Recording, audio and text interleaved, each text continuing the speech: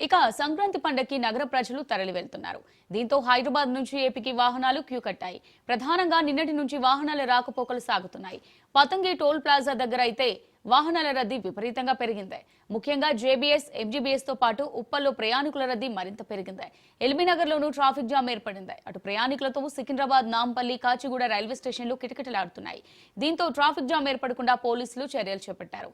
ఇక విశాఖ వెళ్లే వాహనాలను విజయవాడ వెస్ట్ బైపాస్ మీదుగా దారి మళ్లించినట్టు తెలుస్తోంది. దీంతో కీసర టోల్ ప్లాజా దగ్గర వాహనాల రద్దీ విపరీతంగా పెరిగింది.